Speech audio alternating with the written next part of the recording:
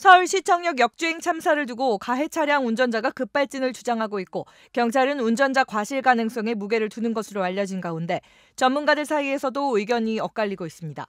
국내 자동차 정비 분야 1호 명장으로 알려진 박병일 씨는 CBS 라디오 김현정의 뉴스쇼 인터뷰에서 가해 차량의 경우 일반 차들과 다른 특성이 있다며 운전자의 과실은 3, 자동차의 결함 문제를 7로 본다고 주장했습니다. 사고 차량은 2018년식 현대자동차 제네시스 G80 모델로 전방에 있는 물체를 감지해 자동으로 차를 세우는 긴급 제동 장치가 제대로 작동되지 않았을 가능성이 있다는 겁니다.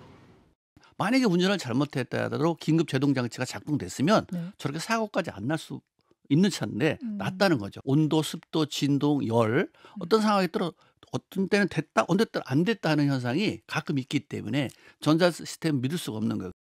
해당 차량은 긴급 제동 장치 문제로 한 차례 리콜을 받은 적이 있습니다. 박 씨는 사고 당시 브레이크 등이 들어오지 않은 점에 대해서도 전자 제어 장치 오류 가능성을 배제할 수 없다며 브레이크 등만 갖고 제동 여부를 판단하는 건 이르다고 주장했습니다. 또 가해 차량이 마지막에 스스로 멈춘 점에 대해서는 사고 충격으로 안전장치가 리셋되면서 다시 작동했을 수 있다고 추측했습니다. 그는 다만 정확한 원인은 사고 기록 장치 추출 내역과 엑셀 포지션 센서, 브레이크 시스템 등을 전체적으로 확인해야 한다며 한두 달은 걸릴 것이라고 말했습니다.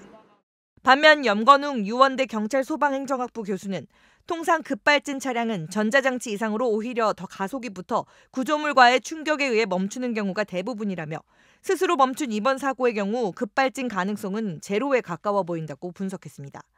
염 교수는 급발진 차량의 경우 운전자는 제동 장치가 컨트롤되지 않으니 핸들을 조작해 차량을 피하고 사람을 치지 않으려는 정황이 나타난다며 특히 사고 차량 운전자는 현직 기사로 운전을 잘하시는 분이기에 회피 운전 정황이 더 잘 나타나야 했다고 주장했습니다.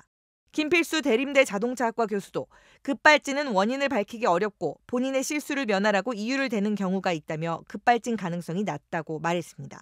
경찰은 사고 차량과 피해 차량의 블랙박스, 주변 CCTV 등을 국과수에 보내 정밀 분석을 의뢰한 상태입니다.